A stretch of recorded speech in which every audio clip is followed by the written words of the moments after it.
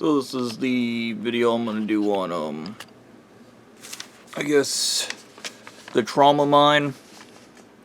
Obviously this is gonna explain how cults work in a short thing. The cult I always ramble on about starts with anal rape, and that's trauma. And regardless of what you call it, you can call rape something else. The body still experiences it as rape. Okay, the body doesn't know the difference. It just knows something just entered its butt and it went, oh god, there's something there that's not supposed to be there. Now, the first thing with the cult is they target people who are emotionally stunted. So, let's go ahead and read that off. Chronic self-absorbed, self-preoccupied behavior. They think of themselves first. Limited, complete lack of empathy, lack of guilt or remorse. Disregard for your well-being, safety, and those you love. They do what feels best. They do not learn from past mistakes and continue to repeat behaviors that has negative consequences. Lack of self-reflection. Inability to take your perspective, stand in your shoes. History of conflict and drama in relationships. History of denying reality due to effective realism. Reality is what it feels like versus what it is. History of distorting reality, making up new narratives about situations to deal with it. History of impulsive behavior, more feeling than thinking, so they do what feels best.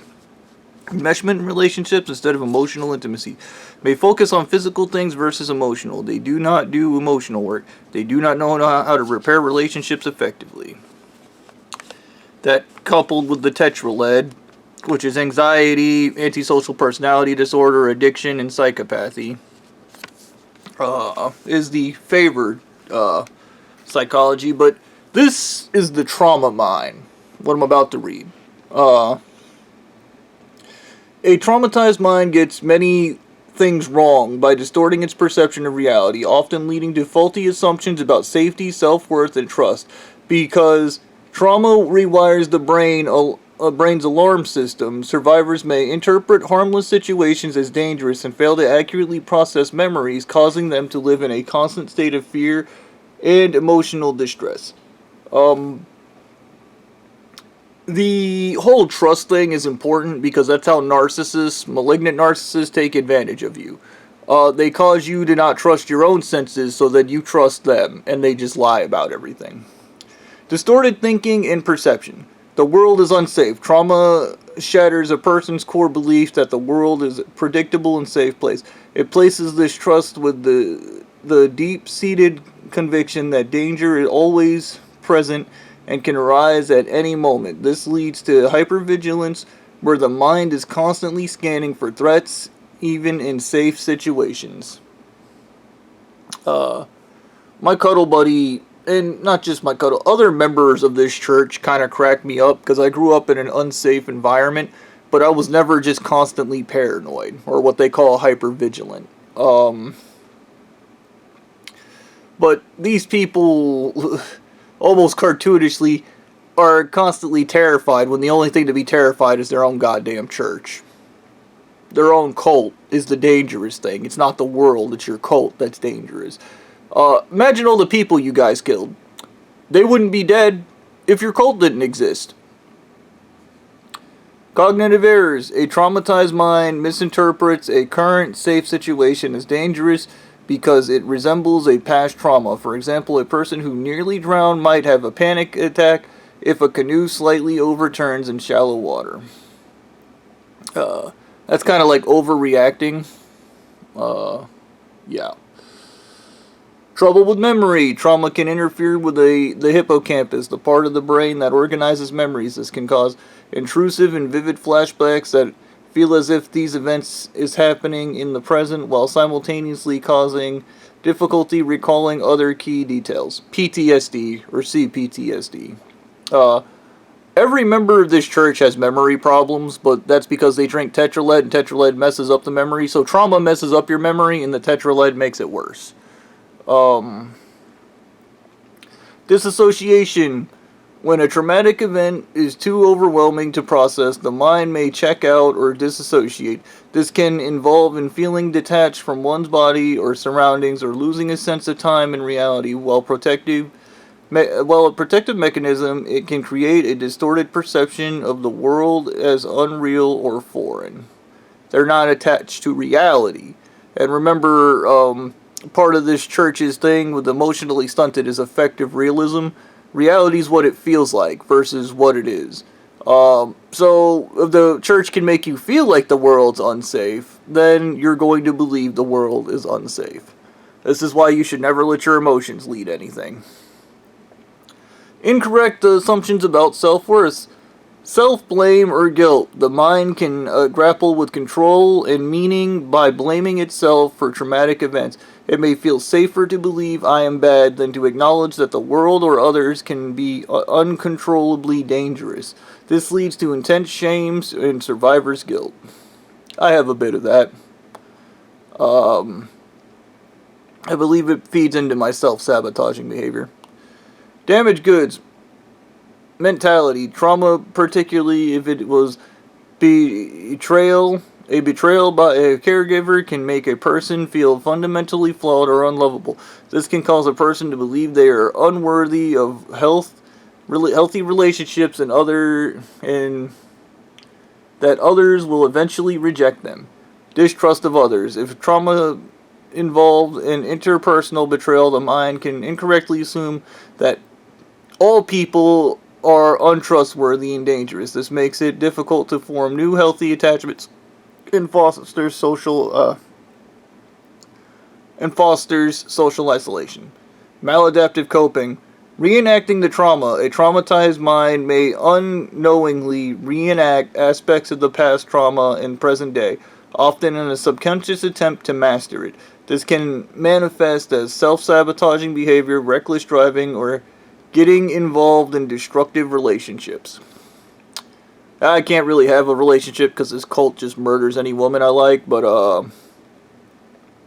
I do think I'm guilty of that. Aspects of its trauma in the present day, often subconscious to master it. I do have a weird thing about mastering traumas, so that might be why I self-sabotage. I don't know. Perpetual survivor mode.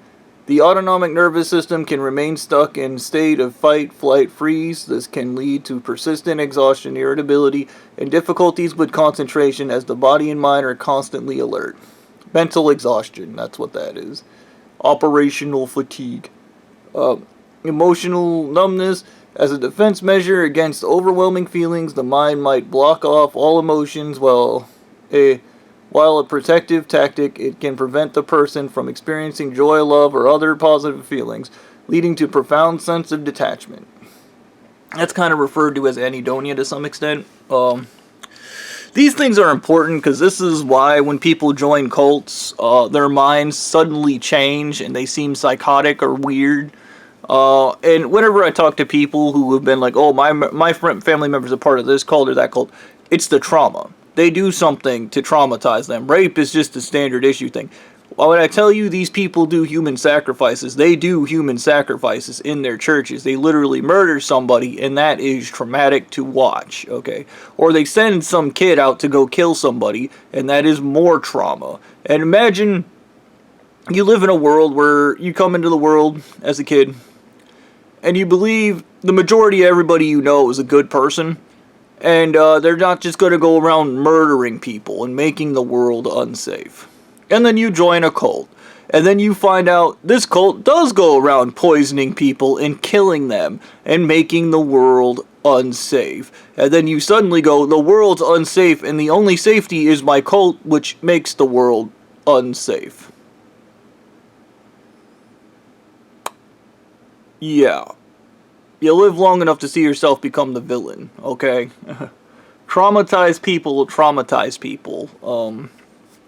If that is the takeaway of cults, and that is why some cults spread like wildfires, because traumatize people. So, even in this cult, the one I keep talking about, the one based in Utah, this is the cult tactic. And this is exactly why your loved ones and stuff can almost never be reached after being traumatized by a cult, and why it is so hard to leave a cult. Because cults create codependence. You need to be a part of the cult, and the cult decides everything. It decides if you're loved, it decides, and even feeling unloved, I will say this about this church, the women in this church always come off as desperate.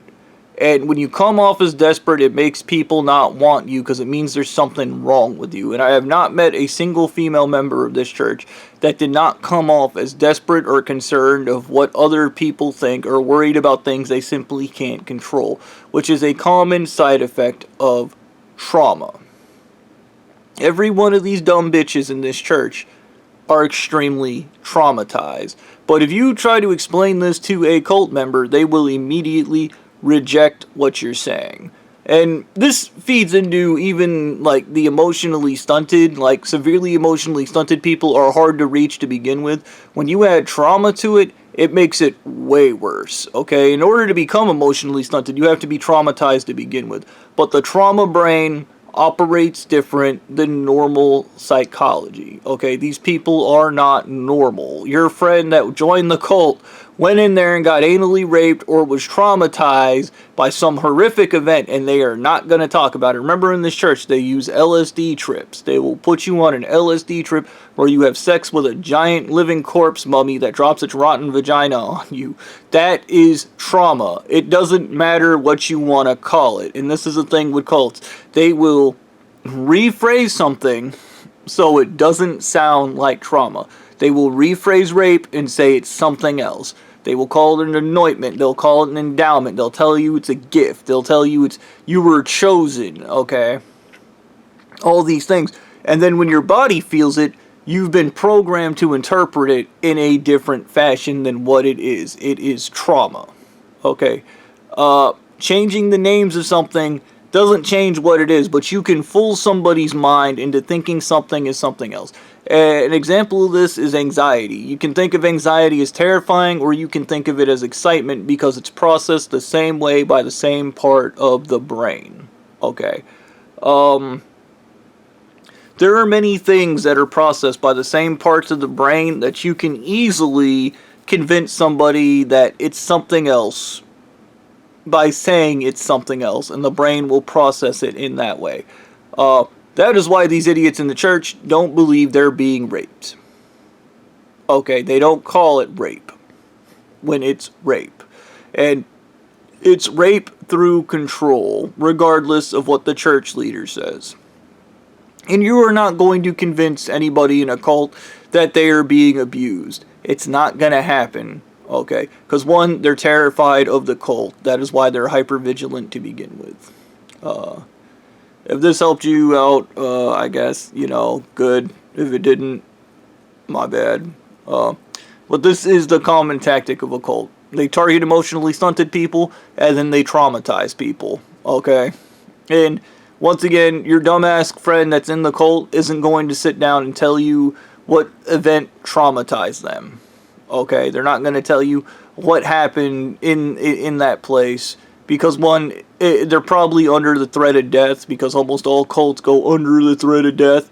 They're probably under the threat of death, and if they tell you what happened to them, they'll be killed, or they're idiots, or they'll go, you should come and do it, which isn't them being a dick because in their brains they're helping you when they're hurting you because they don't know the difference. Okay.